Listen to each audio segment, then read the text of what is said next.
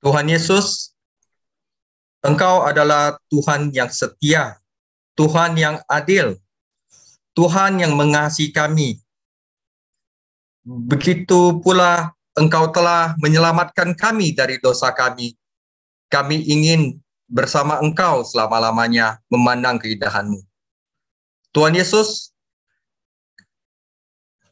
bentuk hati hamba, jaga hati hamba, kendalikan hati hamba dalam menyampaikan firman hari ini, yaitu tentang ketidakkhawatiran, agar hamba dapat menyampaikannya sesuai dengan kehendak Engkau. Dan juga lembutkan hati jemaat-Mu masing-masing, agar firman yang disampaikan dapat didengar, diterima, dan dilakukan. Tuhan Yesus, jauhkanlah kami dari percobaan, lepaskanlah kami daripada yang jahat, karena Engkaulah yang mempunyai kerajaan, kuasa, dan kemuliaan sampai selama-lamanya. Amin.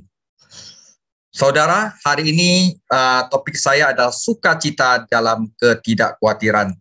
Filipi 4 ayat 1-9.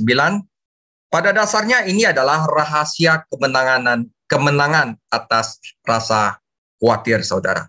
Karena itu, hari ini adalah topik yang praktis, topik yang praktikal, yang sangat penting sekali. Karena tiap hari, setiap orang pasti mengalami ketidakkhawatiran. Nah, saudara, ini adalah bagian pertama dari pikiran yang secure, pikiran yang aman. Setelah itu rasa cukup, dan itu kita pindah ke kitab Kolose. Saudara, jika ada yang punya alasan untuk khawatir, itu adalah Rasul Paulus. Teman-teman Kristennya yang terkasih di Filipi berselisih satu sama lain, dan dia tidak ada di sana untuk membantu mereka. Kita tidak tahu apa yang diperdebatkan Euodia dan Sintike, tetapi apapun itu membawa perpecahan dalam gereja. Seiring dengan potensi perpecahan di Filipi, Paulus juga harus menghadapi perpecahan di antara orang percaya di Roma. Ditambah dengan beban ini adalah kemungkinan untuk kematiannya sendiri, kepenjaraan dia. Ya, Paulus punya alasan bagus untuk khawatir, tetapi ternyata tidak. Sebaliknya, Paulus bukan tidak khawatir, tetapi dia malah meluangkan waktu untuk menjelaskan kepada kita rahasia kemenangan atas kekhawatiran. Untuk itu, saya mulai dengan definisi kekhawatiran. Apa itu khawatir? Saudara, kata Yunani yang diterjemahkan khawatir dalam Filipi 4 ayat 6 berarti ditarik ke arah yang berbeda. Maksudnya gini, harapan kita menarik kita ke satu arah, tetapi ketakutan kita menarik kita ke arah yang berlawanan. Sehingga hati itu seakan-akan dipisahkan gitu, saudara. Sehingga kekhawatiran yang ekstrim, ini khawatir, itu khawatir, ono khawatir, semuanya kekhawatiran di dalam hati, berpotensi memotong hati menjadi berkeping-keping, saudara. Nah, ini adalah definisi khawatir dalam Filipi 4 ayat 6. Saya akan tunjukkan. Khawatir di sini adalah merimnao, artinya drawn in opposite direction, divided into parts, figuratively, secara figuratif, secara ilustrasi, saudara, menjadi berkeping-keping karena ditarik di arah yang berbeda.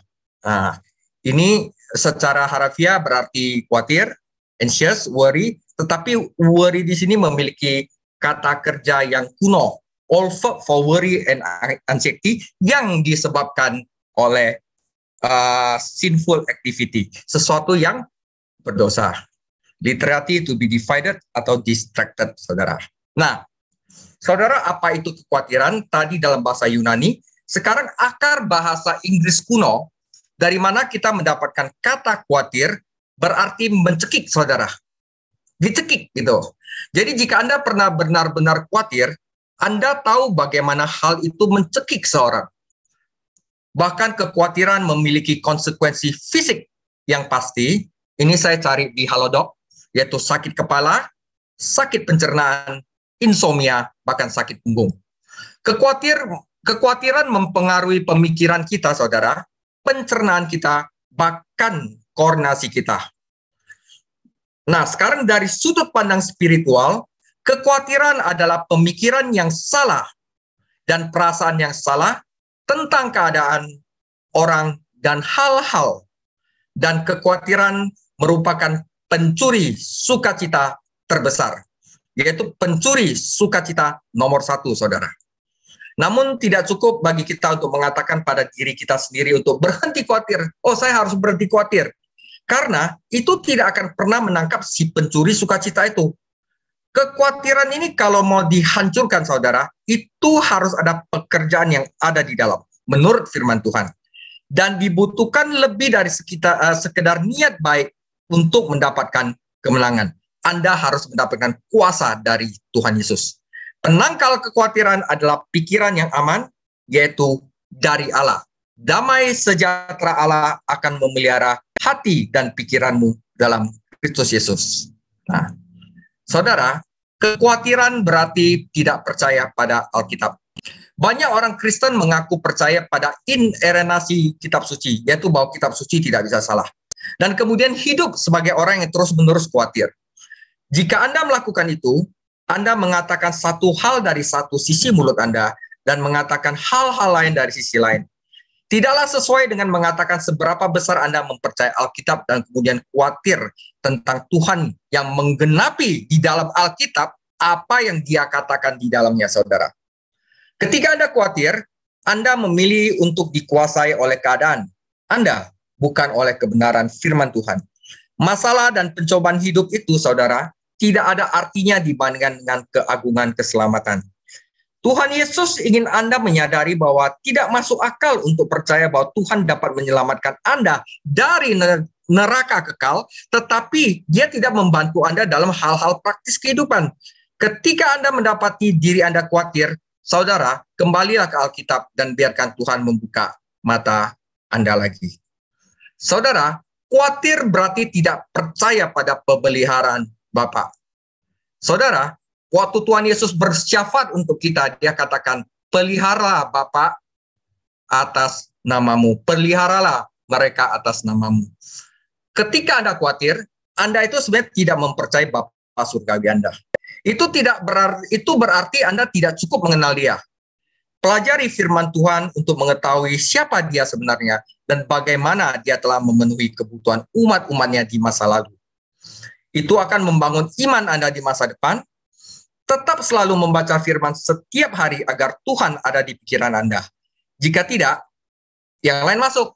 Setan cenderung pindah ke pikiran Anda dan menggoda Anda untuk mengkhawatirkan sesuatu. Kekhawatiran akan melumpuhkan Anda, membuat Anda tidak semangat lagi untuk mencapai sesuatu yang produktif. Ia akan berusaha melakukan itu kepada Anda dengan membawa Anda secara mental ke esok hari sampai Anda menemukan sesuatu untuk dikhawatirkan lagi. Karena itu, Tuhan Yesus berkata bahwa kekhawatiran Anda cukup untuk hari ini. Terapkan sumber daya hari ini untuk kebutuhan hari ini dan bersyukurlah atau Anda akan kehilangan sukacita hari ini. Saudara, sebelum masuk ke dalam pasal tentang kekhawatiran, yaitu pasal 6-9, di sini Paulus memberikan suatu pengantar. Ya, Filipi 4 ayat 1-5, karena itu, saudara-saudara yang kukasihi dan yang kurindukan, sukacitaku dan mahkotaku, berdirilah juga dengan teguh dalam Tuhan, hai saudara-saudaraku yang kekasih. Euodia kunasihati dan Sintike kunasihati, supaya sehati sepikir dalam Tuhan. Bahkan ku minta kepadamu juga Sunsugos, temanku yang setia, tolonglah mereka, karena mereka telah berjuang dengan aku dalam pekabaran Injil, bersama-sama dengan Clemens dan kawan-kawanku sekerja yang lain, yang namanya tercantum dalam kitab kehidupan. Bersukacitalah senantiasa dalam Tuhan. Sekali lagi kukatakan, bersukacitalah. Hendaklah kebaikanmu diketahui semua orang, Tuhan sudah dekat, saudara. Saudara, ini hanya pengantar, Euodia dan Sintike. Jadi sebelum masuk ke dalam ayat-ayat mengenai nasihat-nasihat Paulus untuk menangkal kekhawatiran, ada sesuatu yang harus dikoreksi, terutama dengan dua saudara perempuan yang berselisih, saudara.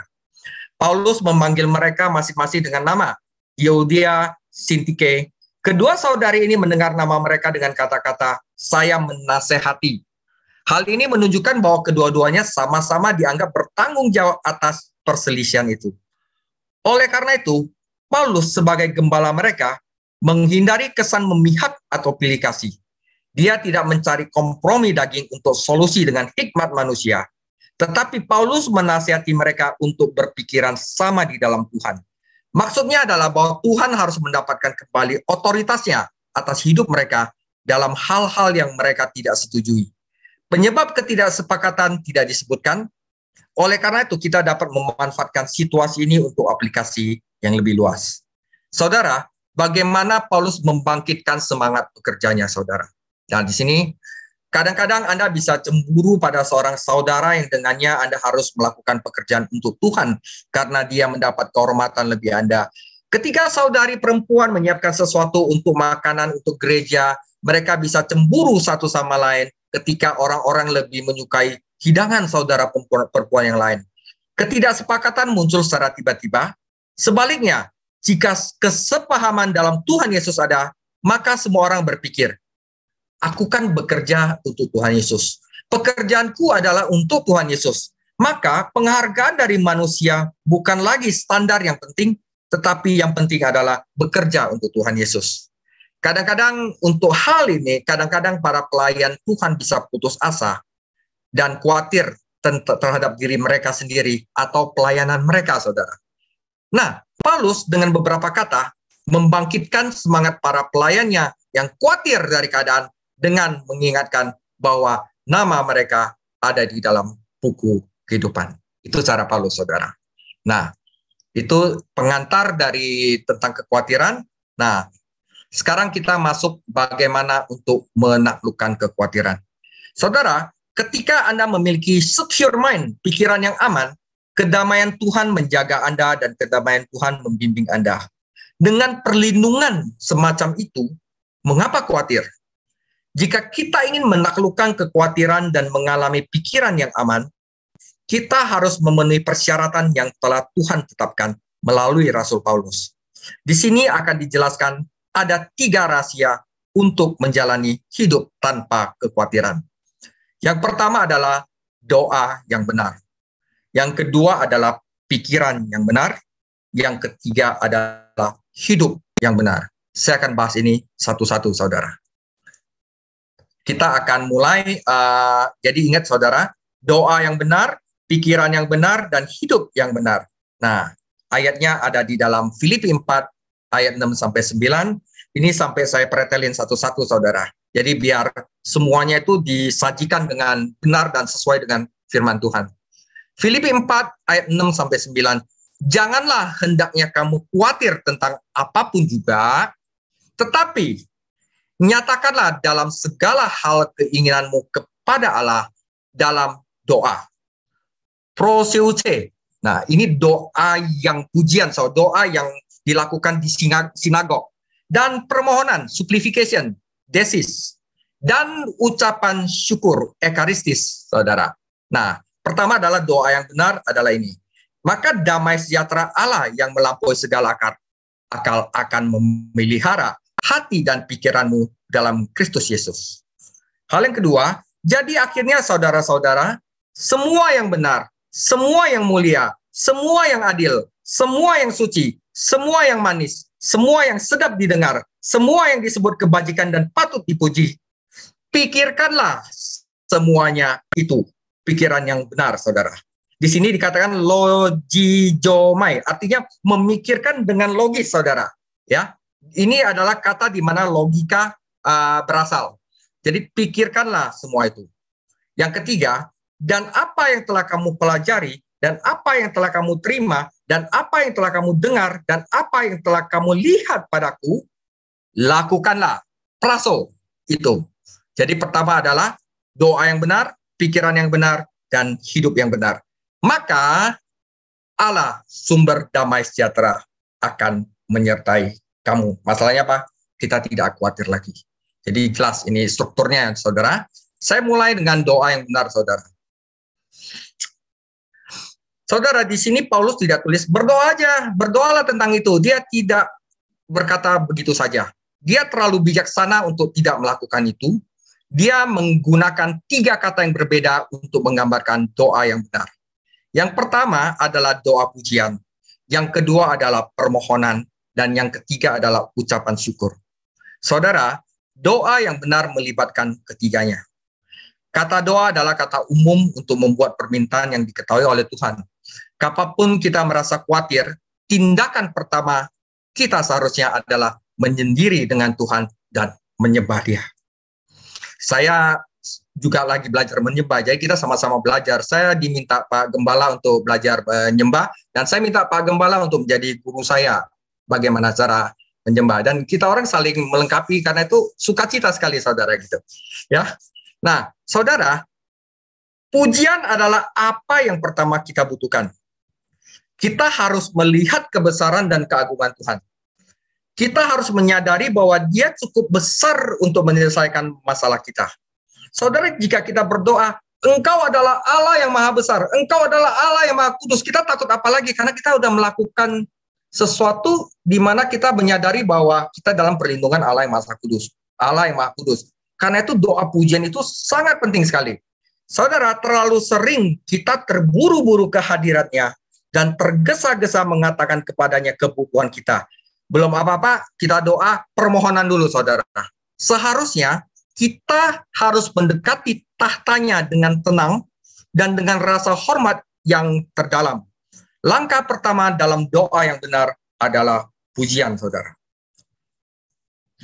Doa pujian dalam kitab Mazmur, Mazmur 150 ayat 1. Haleluya, pujilah Allah dalam tempat kudusnya, pujilah Dia dalam cakrawala yang kuat, pujilah Dia karena segala keperkasaannya, pujilah Dia sesuai dengan kebesarannya yang hebat. Mazmur 148 ayat 1, haleluya, pujilah Tuhan di surga, pujilah Dia di tempat tinggi, pujilah Dia, hai segala malaikatnya, pujilah Dia, hai segala tentaranya, pujilah Dia, hai matahari dan bulan, pujilah Dia, hai segala bintang terang, pujilah Dia, hai langit yang mengatasi segala langit, hai air yang di atas langit. Baiklah semua memuji nama Tuhan, sebab Dia memberi perintah dan semuanya tercipta. Yang ketiga, perhatikan, saudara.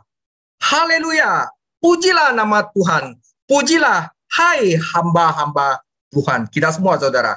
Hai orang-orang yang datang melayani di rumah Tuhan, di pelataran rumah Allah.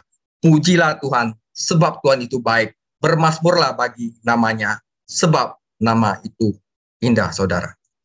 Oke, itu yang pertama. Doa yang benar itu, saudara, dimulai dengan pujian, saudara, untuk mengatasi kemenangan. Jadi waktu tentara Israel itu berantem sama Amalek, sama Filistin, itu kaum Yehuda itu ditaruh paling depan, saudara. Dan kaum Yehuda itu artinya apa? Praise, artinya apa? Pujian, saudara. Karena itu dalam segala hal, mau ibadah, mau doa pribadi, mau doa syafaat, mau pendalaman Alkitab, langkah pertama sebelum kita melakukan apa-apa, kita harus memuji Dia, saudara.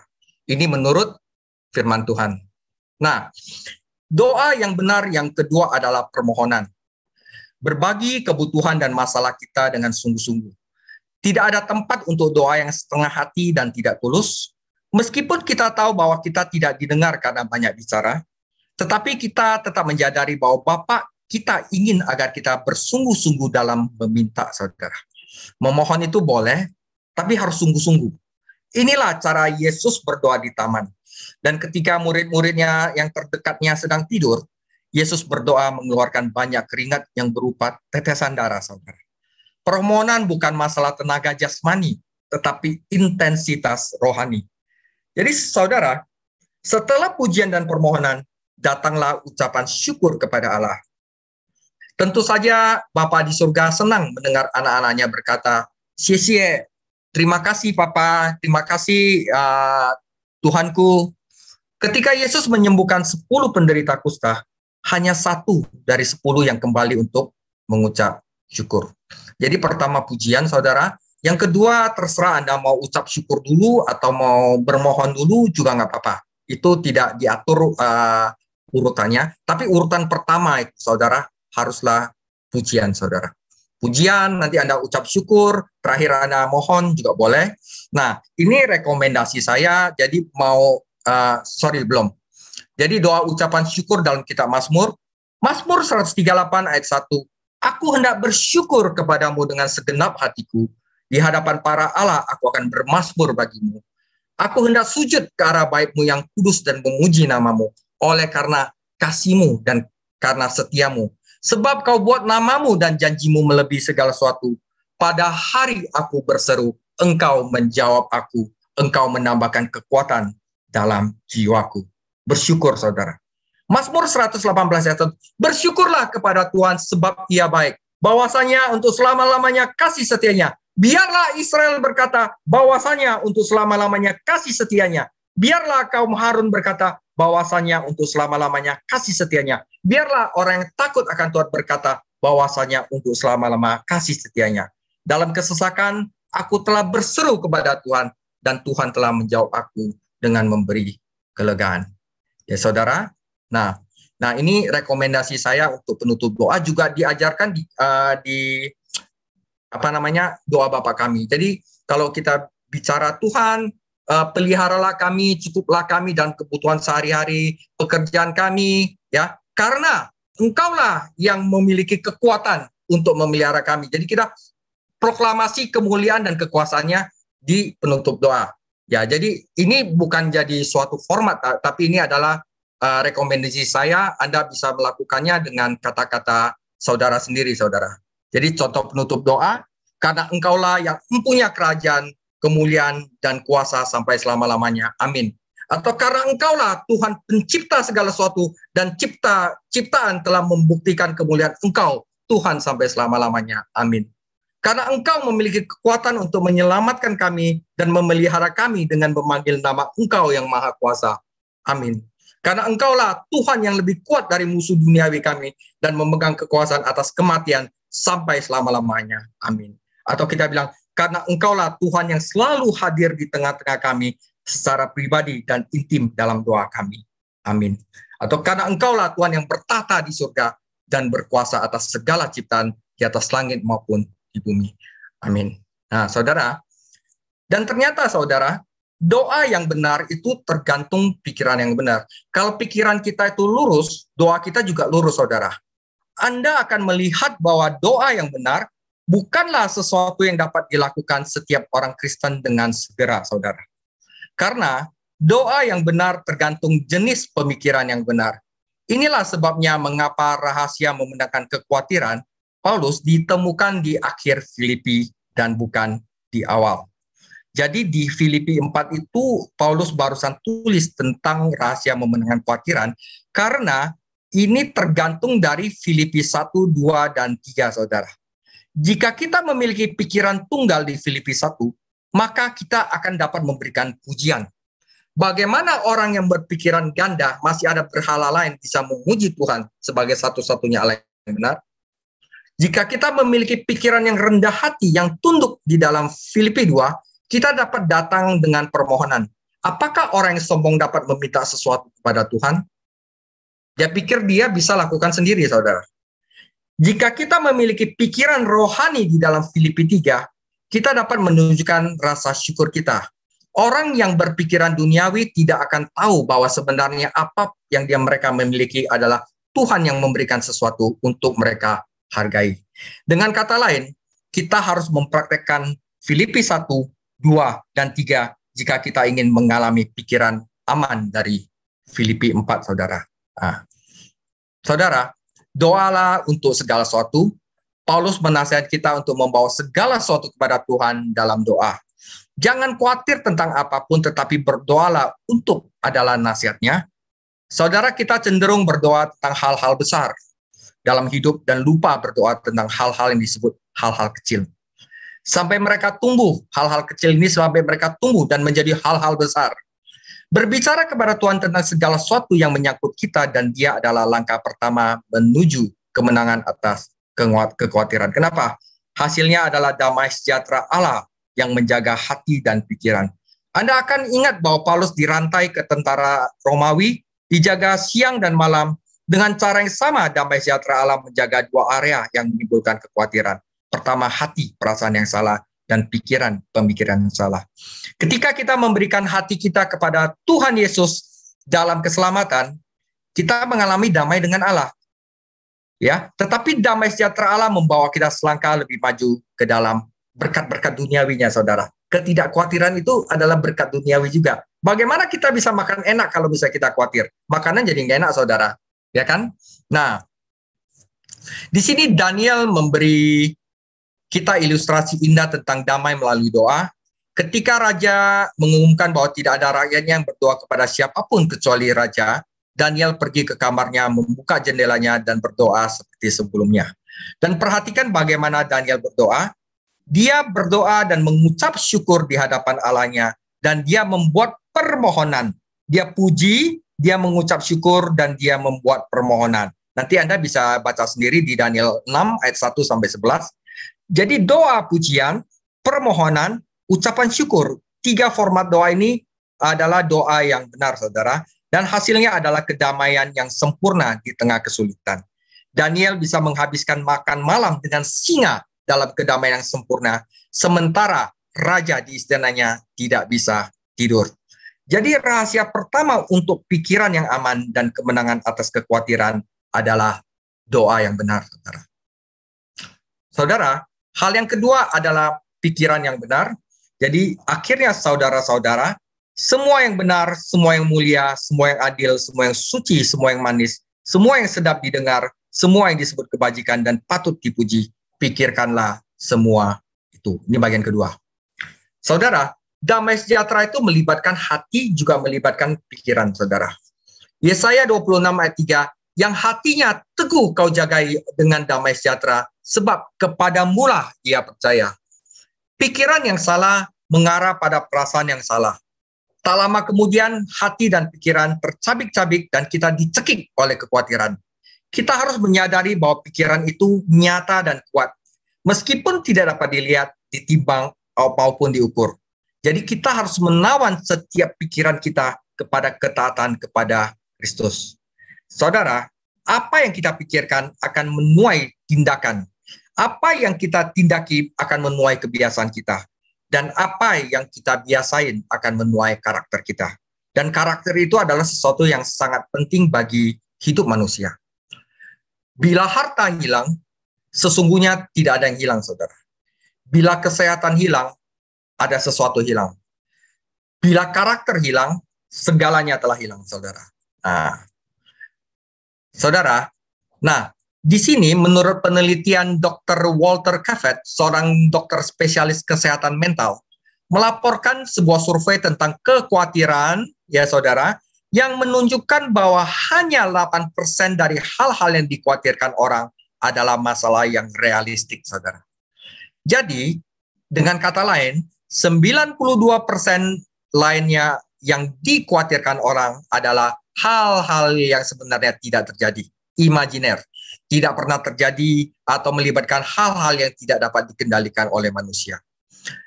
Kalau begitu, kenapa manusia bisa memikirkan mengkhawatirkan hal-hal yang sebenarnya tidak pernah terjadi?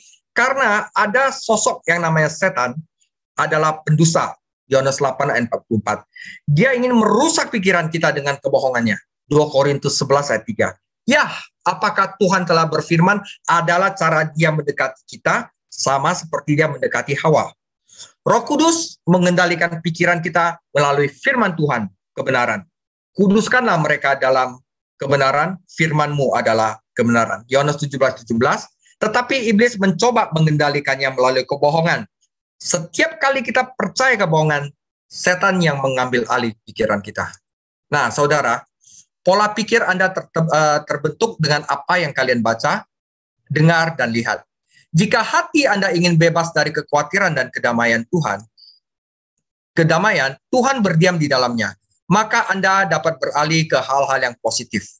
Paulus menempatkannya sebagai tugas. Dia menugaskan Anda untuk memikirkan atau merenungkan hal-hal yang bisa mengaktifkan kapasitas pikiran Anda dan melibatkan Anda secara sadar dengan hal-hal yang dia daftarkan di sini.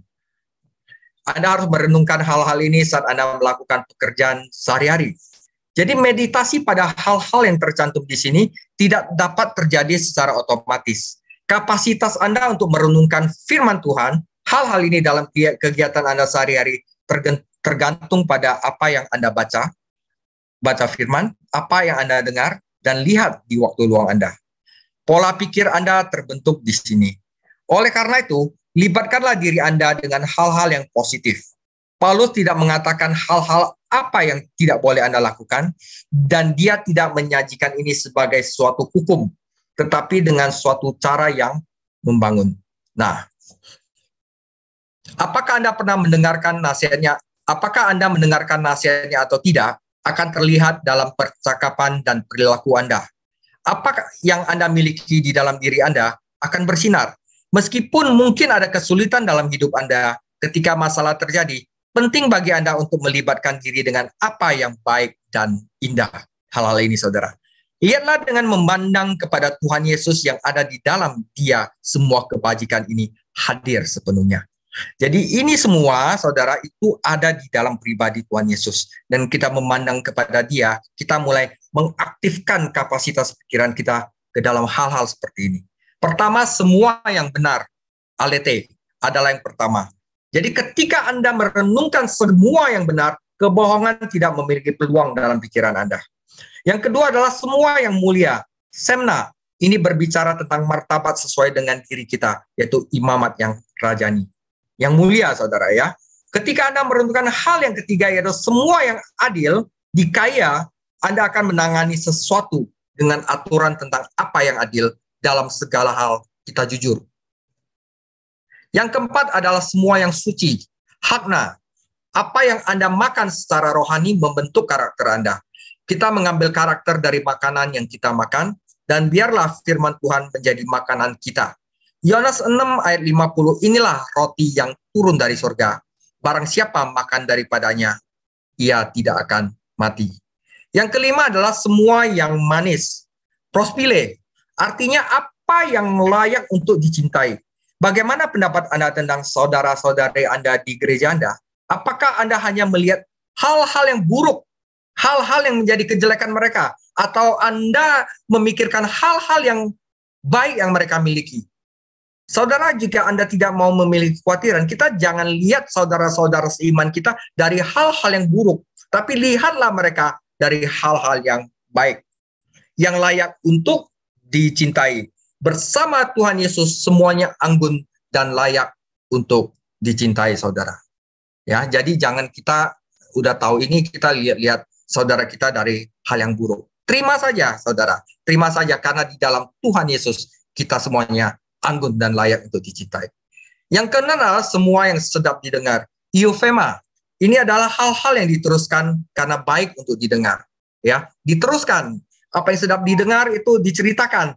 Tidak ada ruang untuk reputasi buruk orang seseorang Anda katakan gosip atau fitnah, saudara. Nah, ketujuh adalah sesuatu yang disebut kebajikan. Masalah di sini adalah Anda memiliki keberanian spiritual untuk melawan pertarungan iman yang baik. Tidak menyangkal Yesus, tapi dapat membela Yesus Kristus. Ini berlaku baik untuk Anda maupun orang lain. Anda dapat menarik diri Anda ke bawah dengan memegang pandangan bahwa ini bukan apa-apa ya, bela Kristus gitu ya. Tapi ini sesuatu yang penting, saudara. Ya. Dan kemudian Anda akan jadi khawatir kalau Anda tidak bela Yesus. Waduh, Anda menjadi gundah. Kenapa saya tidak bisa ya untuk membela Tuhan dan juru selamat saya? Jadi kita punya Tuhan diserang, kita diem aja. Kita tidak mempertahankan, saudara. Saudara, anjing aja menggonggong kalau tuannya itu diserang. Apalagi kita manusia, kalau Tuhan kita diserang, kita harus membelanya. Nah, ini adalah disebut kebajikan. Inilah sesuatu yang dilakukan karena kasih kepada Tuhan Yesus. Ini disebut kebajikan. Dan yang terakhir adalah semua yang patut dipuji. Epainos. Penting untuk memiliki roh pujian, saudara. Yang seperti saya sebutkan tadi, untuk mempertimbangkan bahwa kita dapat memuji Tuhan. Meskipun banyak kendala, masalah, perjuangan, semua kelemahan dan kegagalan, Anda harus memuji Tuhan, bersyukur kepada Tuhan. Nah, saudara, ini 8 itu adalah rahasia. Jika Anda melakukannya, Anda akan tidak khawatir, saudara. Tidak ada orang Kristen yang mampu menyia-nyiakan kekuatan pikiran pada pikiran yang akan menjatuhkan atau meruntuhkan orang lain jika pikiran ini dibagikan, saudara. Nah, saudara, selama kita Bible study, saya kan suka baca firman. Saudara pernah lihat saya khawatir nggak? Pernah lihat saya bersungut-sungut nggak? Ya kan? Nah, ini adalah hasil saya baca firman. firman itu sendiri menjaga kedamaian dari firman Tuhan itu menjaga hati dan pikiran saya sehingga saya tidak khawatir lagi. Nah, saudara, di sini penting paralel dengan Mazmur 19 ayat 7 sampai 9. Jika Anda membandingkan daftar yang tadi, yang 8 itu, dengan deskripsi Daud tentang firman Tuhan dalam Mazmur 19 ayat 7 sampai 9, Anda akan melihat paralelnya. Mazmur 19 ayat 7 sampai 9. Taurat Tuhan itu sempurna, menyegarkan jiwa. Peraturan Tuhan itu teguh, memberikan hikmat kepada orang tak berpengalaman. Titah Tuhan itu tepat, menyukakan hati. Perintah Tuhan itu murni, membuat mata percaya. Takut akan Tuhan itu suci, tetap ada untuk selama-lamanya.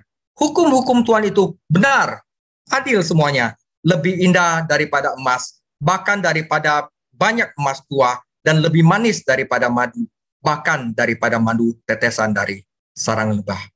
Jadi, apa yang sempurna, apa yang baik, apa yang patut dipuji, apa yang manis, apa yang indah, itu semuanya adalah menggambarkan firman Tuhan, saudara. Jadi pikirkanlah firman Tuhan, itu yang kedua.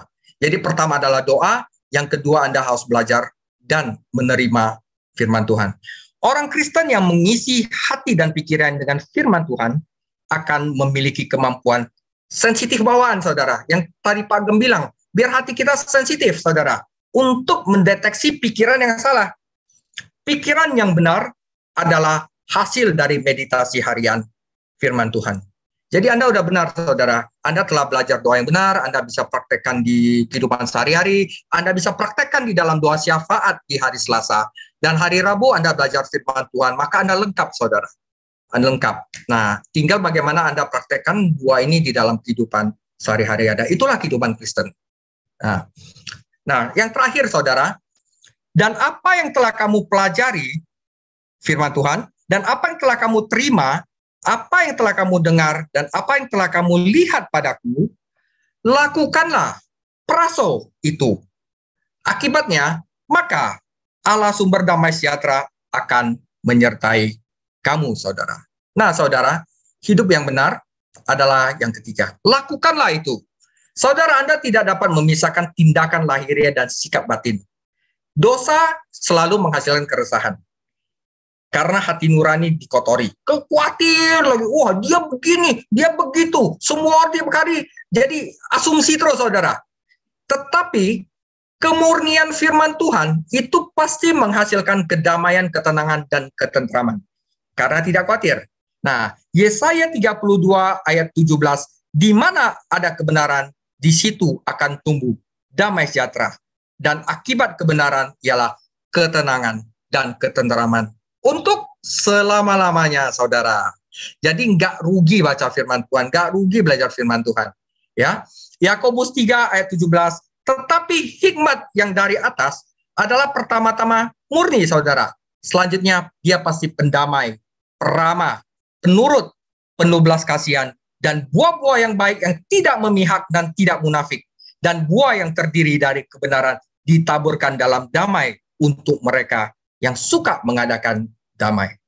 Jadi hidup yang benar adalah kondisi yang diperlukan untuk mengalami damai sejahtera Allah. Paulus menyeimbangkan 4 kegiatan di sini. Selain belajar, Anda harus terima. Anda dengar dan lihat. Nah, saudara, mempelajari suatu kebenaran adalah satu hal, tetapi menerimanya adalah sesuatu hal yang batiniah dan menjadikan bagian dari manusia batiniah adalah hal yang lain. Fakta di kepala saja, pengetahuan saja tidak cukup. Kita juga harus memiliki kebenaran itu bekerja di dalam kehidupan kita. Kita harus praktekkan, saudara. Karena itu ada ya, ada persekutuan ibadah. Dalam kehidupan kantor kita sehari-hari atau kehidupan rumah tangga kita, itu semua firman Tuhan harus dipraktekkan. Jadi kita harus doa, kita harus belajar firman, kita harus praktekkan.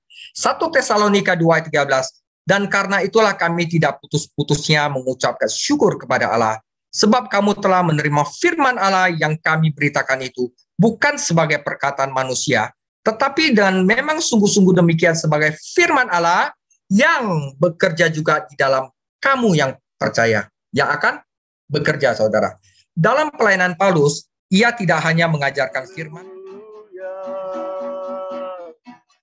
hanya itu kerinduanku, menyenangkan hatimu dalam hidupku. Oh, rala ya rala barala barala barala, shirala barala barala barala barala.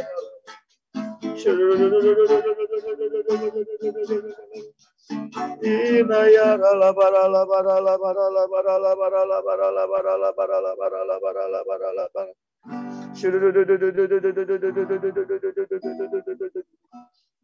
Bapak, terima kasih. Sungguh kami bersyukur malam hari ini kami boleh Babel Study.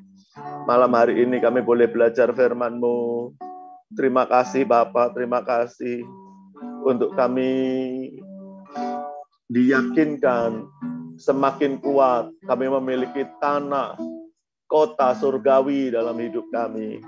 Dan biarlah selama kami ada di dunia ini, kami semakin tekun menambahkan kepada iman kami kebajikan, menambahkan kebajikan pengetahuan, menambahkan pengetahuan penguasaan diri, menambahkan pada penguasaan diri ketekunan, menambahkan ketekunan kesalehan, menambahkan kesalehan kasih akan saudara-saudara seiman, dan kemudian ditambahkan dengan kasih akan semua orang. Biar semua ini melimpah-limpah, memenuhi kehidupan kami, sehingga iman kami semakin nyata dalam hidup ini. Iman kami semakin kuat, hidup kami menjadi berkat, hidup kami menjadi benih bagi dunia ini.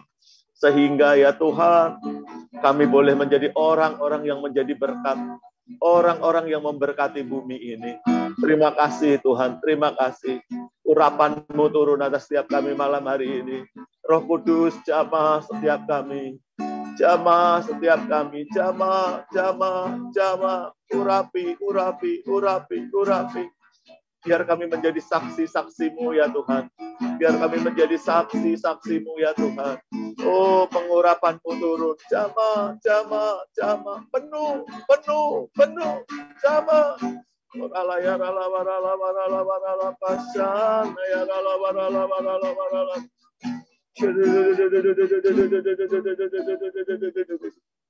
Terima kasih Tuhan, terima kasih.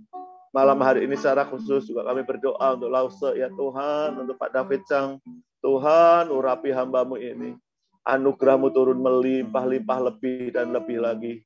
Tuhan berkati Pastor David Chang dengan kesehatan, dengan kekuatan, dengan hikmat. Tuhan berkati pelayanannya, berkati keluarganya, berkati pekerjaan, berkati Tuhan anak dan istrinya. Tuhan berkati. Terima kasih Tuhan, terima kasih. Terima kasih Tuhan, kami taruh Tuhan Pastor David Chang ke dalam tangan perlindungan-Mu yang ajaib, tangan pemeliharaan-Mu yang luar biasa. Terima kasih Tuhan, terima kasih.